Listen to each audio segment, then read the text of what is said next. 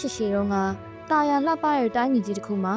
ပညာကုန်မောက်ကျွားနေတဲ့ဘုရင်ကြီးတစ်ပါးရှိခဲ့ဘူးတယ်။အဲဒီဘုရင်ကြီးဟာသူ့ကိုယ်သူကမ္ဘာပေါ်မှာအသိဉာဏ်ရှိဆုံးလို့ထင်နေပြီး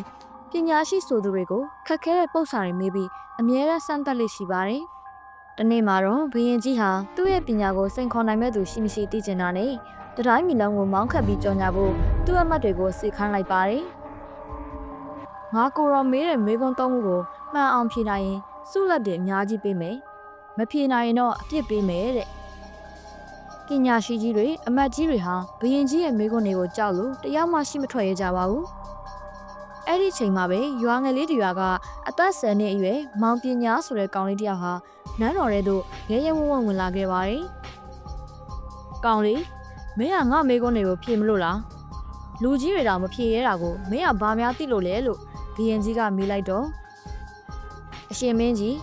ပညာဆိုတာအသက်အရွယ်ပေါ်မှာမူတည်တာမဟုတ်ပဲအတွေ့အကြုံနဲ့စင်ကျင်တုံတရားပေါ်မှာပဲမူတည်ပါတယ်ဖေဟာမေးခွန်းတွေကိုသာမေးမြန်းတော်မူပါလို့မောင်ပညာလေးကပြန်ပြောလိုက်တာပေါ့ဘုရင်ကြီးဟာကောင်လေးရဲ့တည်ငြိမ်မှုကိုသဘောကျသွားပြီးပထမဆုံးမေးခွန်းကိုမေးလိုက်ပါတယ်ကောင်းပြီပထမမေးခွန်းကဒီကောင်းငင်ရမှာကျယ်ပေါင်းဘယ်နှလုံးရှိသလဲမောင်ပညာလေးဟာတုံ့ဆိုင်မနေပဲအရှင်မင်းကြီးကျွန်တော်ရဲ့ဒီသိုးမွေးအိတ်ထဲမှာရှိတဲ့သိုးမွေးမြင်အရေးအတွက်တိုင်းကောင်းငင်မှာကျယ်ရရှိပါတယ်ဖေဟာမယုံကြည်ရင်ရှင်မင်းကြီးစိတ်ကြိုက်ရေတွက်ကြည့်နိုင်ပါတယ်ဘုရင်ကြီးဟာသိုးမွေးတွေကိုမရေတွက်နိုင်တာကြောင့်ပြုံးပြီးတော့ဒုတိယမေးခွန်းကိုစတက်မေးပါတယ်ဒါဆိုရင်ဒုတိယမေးခွန်းကဘာကြီးရဲ့ဗဟိုချက်မဟာဘယ်နေရာမှာလဲမောင်ပညာဟာသူကင်လာတဲ့လမ်းလျှောက်တုပ်လေးနဲ့နန်းတော်မြေပြင်ကိုစိုက်ချလိုက်ပြီးပြောလိုက်ပါတယ်အခုကျွန်တော်စိုက်လိုက်တဲ့ဒီနေရာဟာကဘာကြီးရဲ့ဗဟိုချက်မပါပဲအရှင်မင်းကြီး